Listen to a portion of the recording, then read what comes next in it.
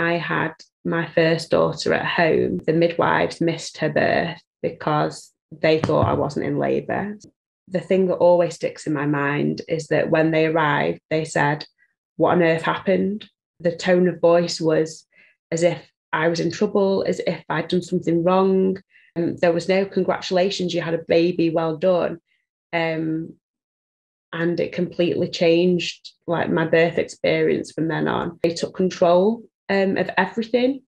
And once one thing has happened, it's like a snowball and it feels very difficult to get back that control. And it really impacted me bonding with my baby in a way and me processing becoming a mother. Like they took control straight away. They picked her up from me and I thought they were just holding her, but they took her and washed her and dressed her.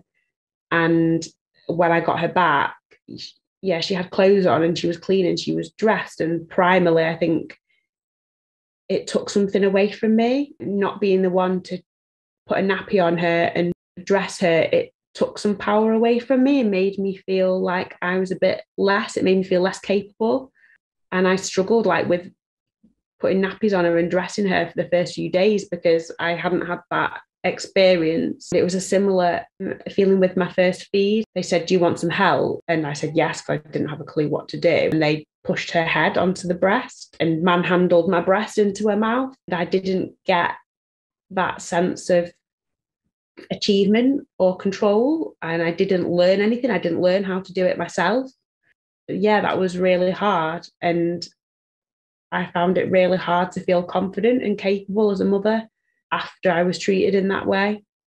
From then on, really, my third stage was them taking control, coercing me into having an injection and traction to remove the placenta. They did a very bad job of trying to stitch me at home. I ended up having to transfer to hospital. And the whole thing was just a huge snowball of spiraling, losing control. By the time I came home from hospital afterwards, I felt really out of control and lost and not capable, and like something had been taken away from me as a mother. And it took me quite a long time to find my confidence as a mum and to believe that I could do it. So it had quite a long impact, I think, on my early days with my baby. My first birth was a C-section, so when I had my second birth and I was in labour at the hospital, the midwives didn't listen to me when I said that I was definitely in labour. They laughed at me and said to me that I couldn't possibly be in labour because I should be on the floor screaming and crying, and to them I didn't look as if I was in labour, so they just didn't listen to me, and I just felt unseen, not heard, discouraged and not believed. I remember when I first went for an appointment with the consultant in my first birth, and I was told it needed to be consultant led and didn't think to question that.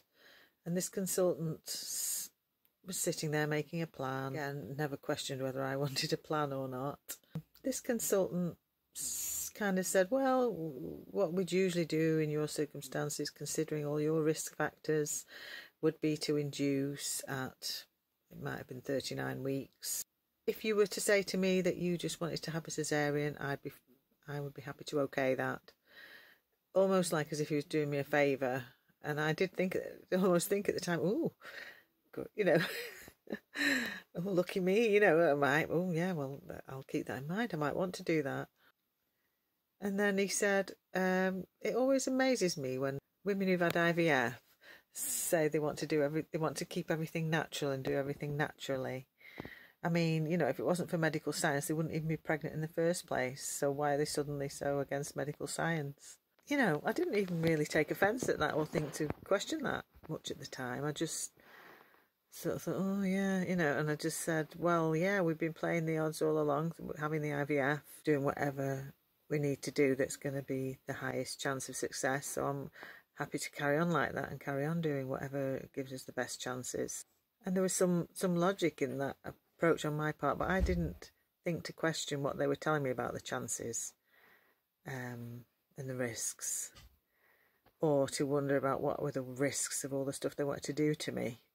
Like the cesarean, it would have been so happy to immediately, okay, you know, when I was, you know, in my first trimester or whatever, which could have caused me to die, could have caused my baby to die, and could have caused various other problems. Things that have stuck with me in a negative way, there's probably quite a few little things that sort of seem to build up after birth, things that just make you kind of come round to believing in the fact that your body's not capable of having this baby, that I was too old or too thin, or my pelvis was too small, or the baby might be too small, or so all these sort of little tidbits that kind of build up this picture that everything that could possibly be wrong will be wrong.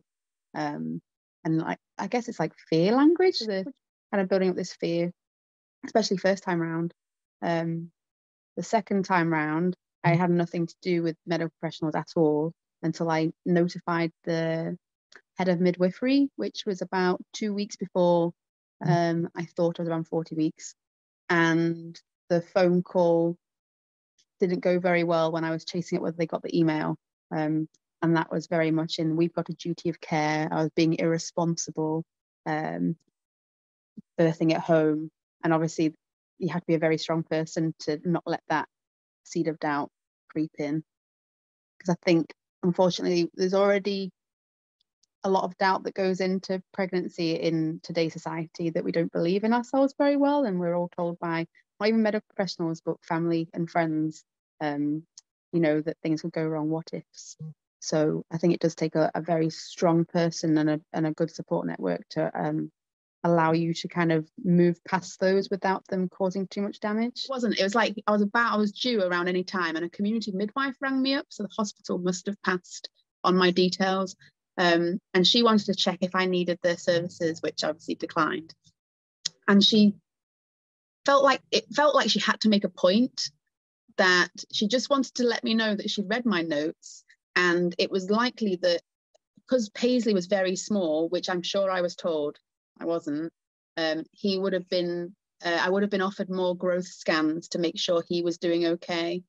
So telling a mum who was due any day that, like, you know, I think if I'd not through all of that, you know, like that work I'd done on myself, to know that she was just talking a load of tosh, and she didn't know. How did she know what size my baby was going to be?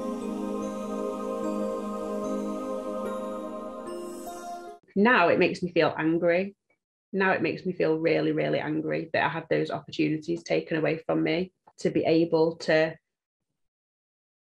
choose, to be able to have consent. Nobody asked me, can we clean your baby? Can we dress your baby?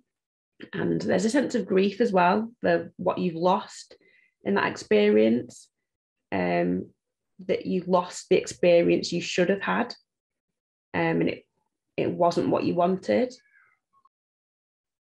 And sad. It makes me feel sad to think about the way I was treated, and that I am just a small drop in the ocean as well, for the way women are treated. I'm literally just a number in the system, and that's the way I think many women feel.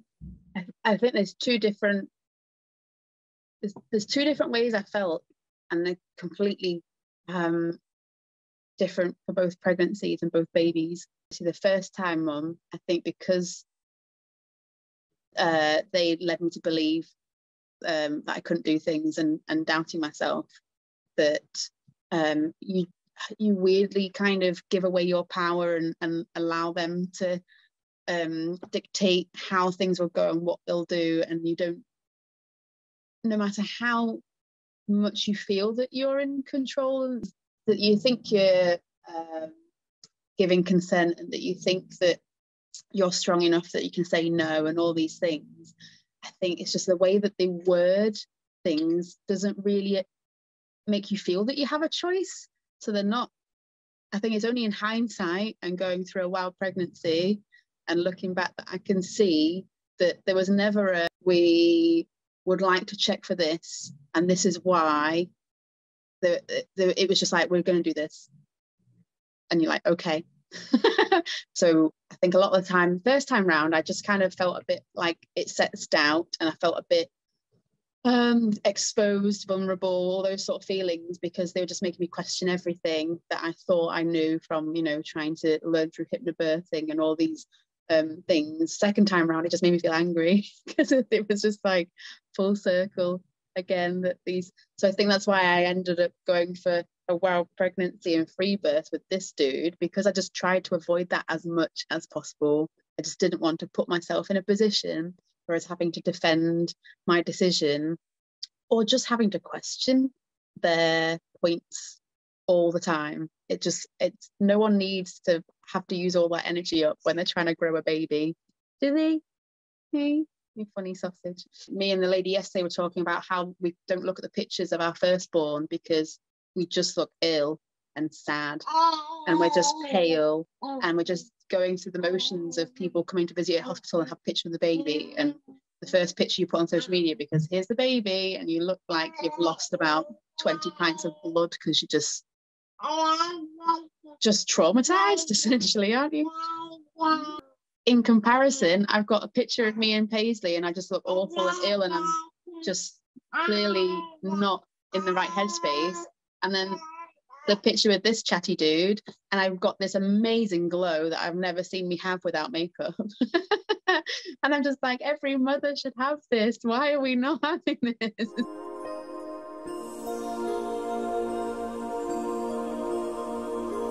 I experienced my pregnancy as a magical time in my life, a time of deep connection with myself and my body in a way that I've never had time or reason for before, a time of deeper connection with my lineage, and a time for deeper connection with nature and Mother Earth as well. It feels like it was the beginning of an initiation, a process that will continue throughout my parenting, a time for great healing, very much so on a personal and ancestral level, a time for real growth into myself as a woman, to start really planting seeds and understanding my values as a woman, as a mother, as a parent, as a human.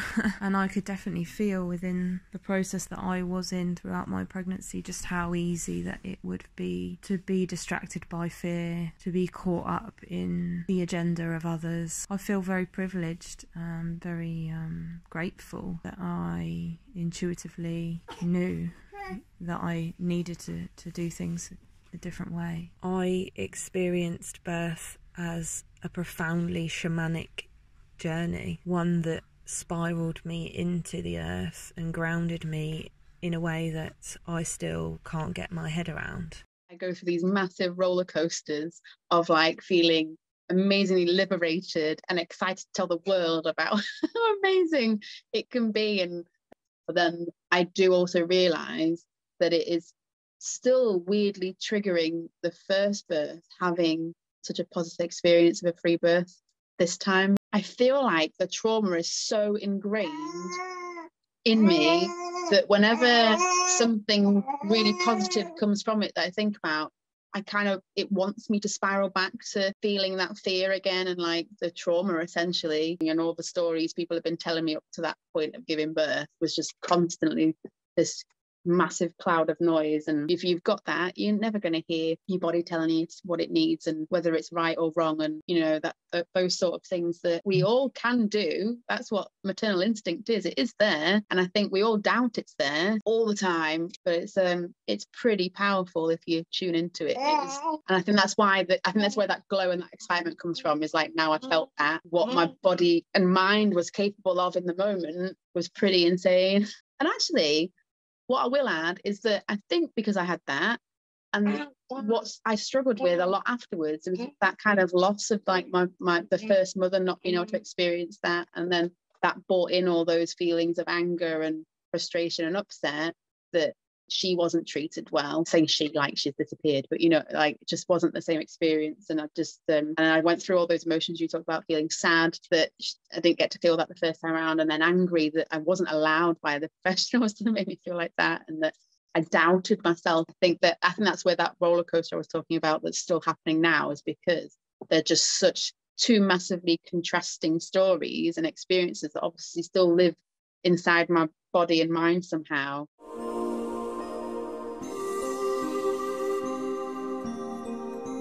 If you read any book about pregnancy and birth now, like there's always a big section on birth preferences and your options and how to write a birth plan.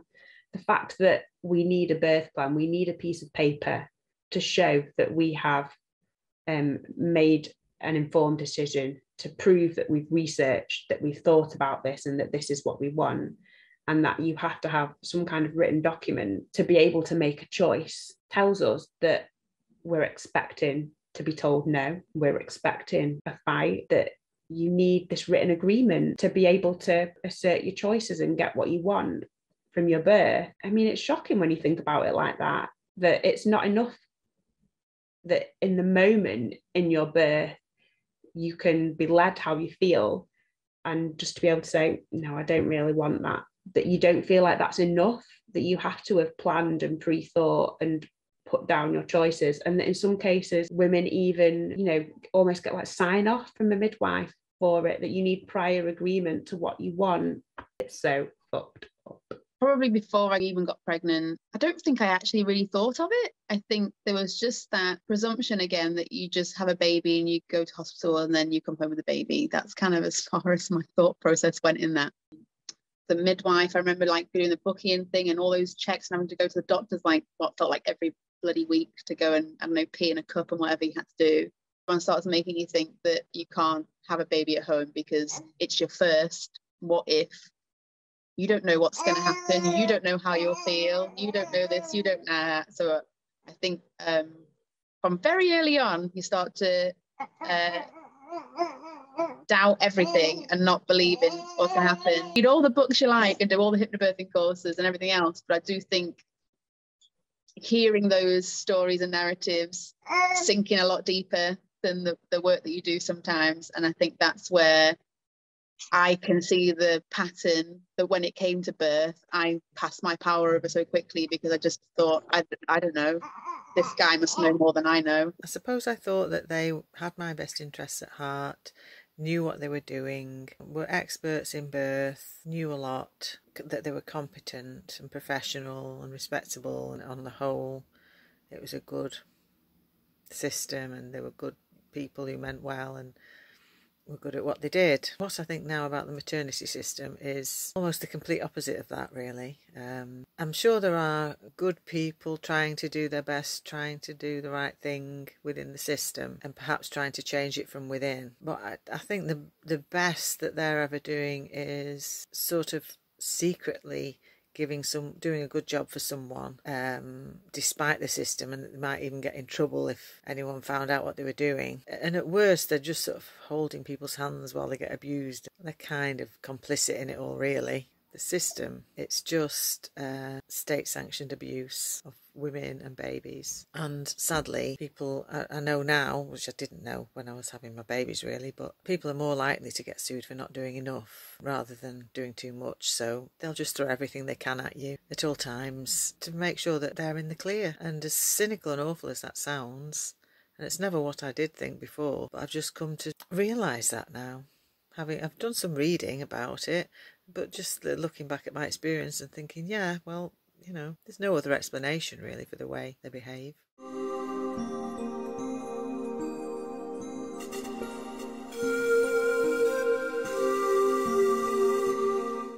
If we were told throughout our childhood that birth was a normal bodily function and not such a medical event with such intervene practices, that especially my pregnancy and birth would have gone a lot smoother and I would have felt that I had more autonomy over it all and it just wouldn't be so unknowing and scary, as it's something that you've never experienced already. Everyone has different experiences and it's just,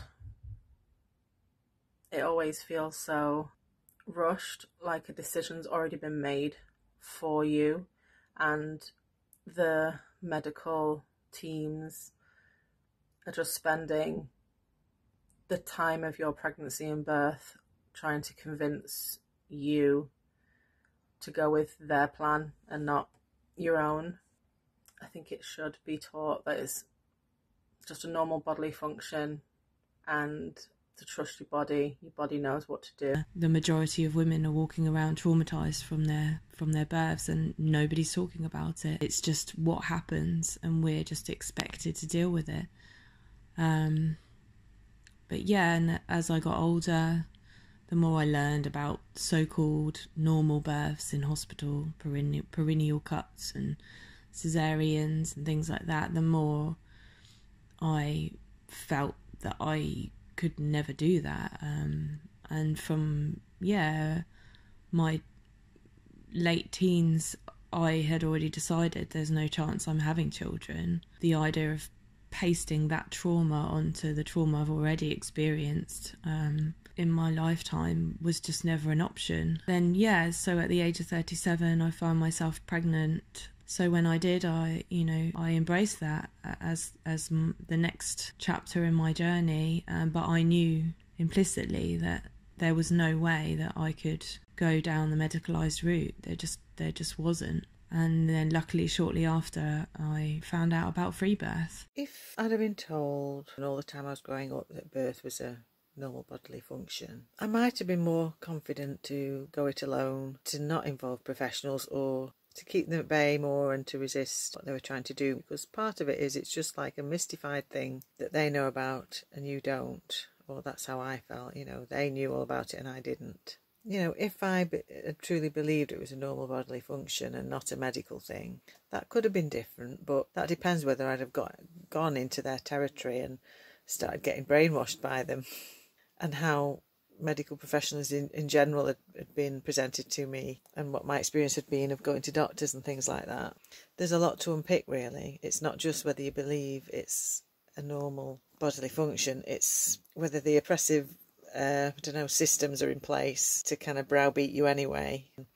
Whether I'd seen it as well, whether I'd seen birth, whether I knew a lot about it. If you grew up watching women around you giving birth, you'd have some experience and knowledge about how birth works, and you wouldn't feel like such a complete novice.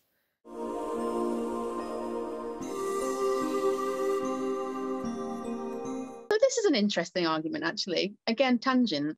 So I don't feel that it's mothers that put ourselves against each other. And an example of this is with breastfeeding and formula. Why is it that when you go to share something positive about breastfeeding, that people jump on it and think it's an attack on formula feeding and that fed is best and all these things come out like, I couldn't do it and all this. When actually I'm thinking, is that just because we've been led to believe by advertising from formula companies and medical professionals that we should hate other people that do it differently to us, and that other mothers have failed us because we weren't supporting, all these other stories that come about? And the same goes for birth trauma. And it's like, are we attacking another mum for having an amazing birth? Like, because she's making us feel bad, when actually, should we be thinking, have we been told this narrative by medical professionals and this weird online world that we see, that we should hate other people for not allowing us to have that experience, when actually I just can't see why mothers attack mothers straight away, why that is their initial reaction to go, it must stem to something deeper. And it's like every time I go to post something, whether it's breastfeeding, free birth, all the happy stuff, I always have to stop and think, how will someone read this? Is someone going to read this bad and think I'm saying some? And that all probably stems from the experiences we're having in hospitals and even in pregnancy, and the constant doubt, not knowing how it's going to be perceived because of the world we live in, that we've all been led to believe that we shouldn't share because it'll make someone feel bad.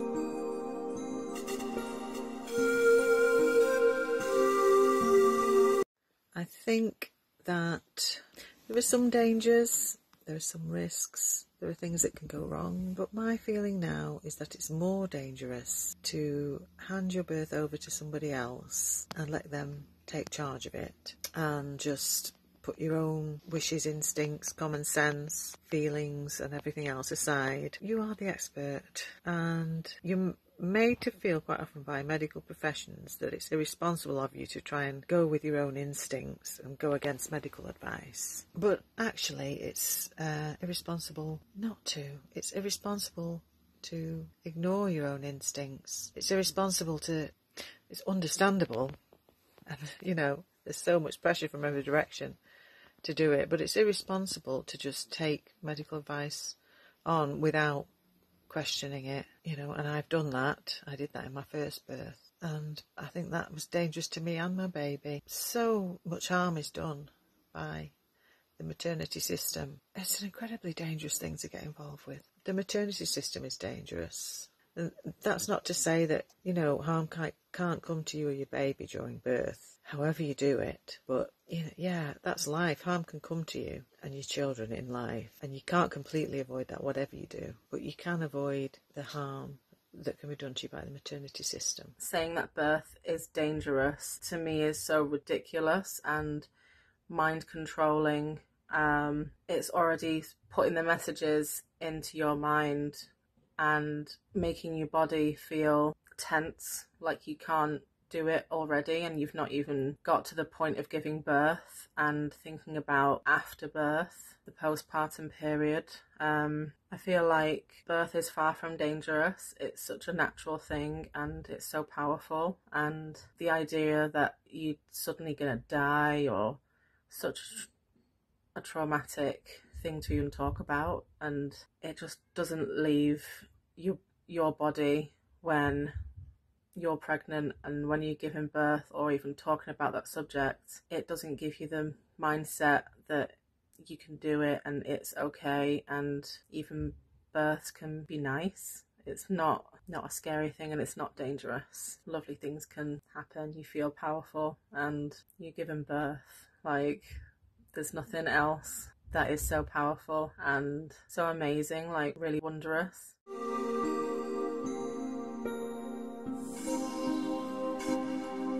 I feel like birth in a matriarchal society would be completely nourishing and healing and not as traumatic at all, something that you don't have to heal from. I entered birth in the complete faith that my body knew how to bear for my baby. My entire birth would have been labelled as complication after complication within the system. I very much would have been sausaged at the factory, but I wasn't. I birthed him at home with the guidance of two wonderful, strong women who held the very, very sacred space. When I grieved those few days after my birth, it was for the village. I needed guiding out, I needed mothering out, and yeah, not in a way that I could ever have understood, not in a way that I could ever have organised for. I needed the literal village of the women just there who knew what I would need and were there anyway. I want this for every woman. I believe this is what birth would be like within a matriarchal society. Birth in a matriarchal society, I think, would be much better. It makes sense that those who are actually personally affected by pregnancy and birth are in charge of it and are helping other people who are going through that. That's just obvious to me. It just makes a lot of sense that it would be the women that would be helping you. And of course it depends what women, because I've had women involved in my birth, horrible, abusive women, and women that just did more harm than good, even if they were reasonably nice. But yeah, if it's a matriarchal society, then the whole setup would be different. It would be a more communal thing, and I think you would be you'd be in charge of your own birth. You might want to go off and do it on your own. You might want to have people around you, but they'd just be gentle and respectful, and like nice doulas are, that's what it would be like. You'd have good support if you wanted it, and respect, and be left alone if you wanted to be left alone. They would not be interfering with and sabotaging the process, by putting you off, by putting fear in you, by interfering with you, trying to get you to do things differently. They would just be available to help if needed, and I think that's what a lot of women want. You need a positive, emotionally safe space to give birth in with people who have some experience in birth, but they're not lording it over you being the experts. Yeah, it'd be nice to have more experienced women around you who knew it was normal, but let you get on with it. It's not too much to ask, I wouldn't have thought.